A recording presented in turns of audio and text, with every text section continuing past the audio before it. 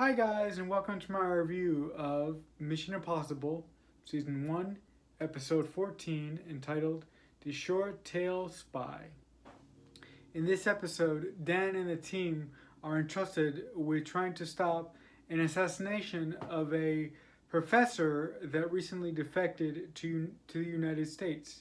And in this country, there happens to be two factions of secret agents, and it is Dan and the team's responsibility that the older faction of secret agents uh, gets the credit for this specific hit. And this episode takes many unique turns from a typical mission film. First of all, I think that this episode does a great thing. It's Dan's idea that Cinnamon should go into this mission with no pretenses, being that she should make it a point from the beginning to let this guy know that she is a agent from America. It gets to such a point where when they first meet at this party, Cinnamon has a packet of cigarettes, and in the packets of cigarettes, there is a cigarette that looks like there's a cigarette with a mic button on top of it, and I thought that was a really interesting wrinkle that the writers put in there. The reasoning that Dan gives for this plan of action really makes sense once you meet this younger agent from the younger faction of secret agents in this country. I mean, he is really a bit of a lady killer. He has miles and miles of charisma from when we first meet him. And it is really, really apparent that this mission is going to be hard for Cinnamon to undertake, because immediately when they first meet, you do pick up some great chemistry between the secret agent and Cinnamon, and you really feel the sexual tension in the air sort of radiate off the two of them. Also, the one thing that I didn't like about this episode, the older organization has this old guy who's competing with the newer agent. And throughout most of the episode, this old guy really uses this really obvious and this really awful American accent. So every time he used it, I was like, really, dude? Why are you going to use that sort of Colonel Sanders classical, really heavy Southern American accent?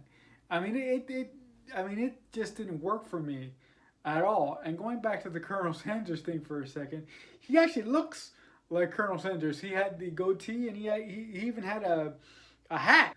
One thing that I did like about this episode is that I thought that the director of this specific episode really made an interesting choice. In this episode, throughout the runtime of this episode, a lot of time goes by, and the way that the director illustrated that is to have one central conversation between Cinnamon and the younger agent, threaded through many different scenes of them going on many different dates with one another.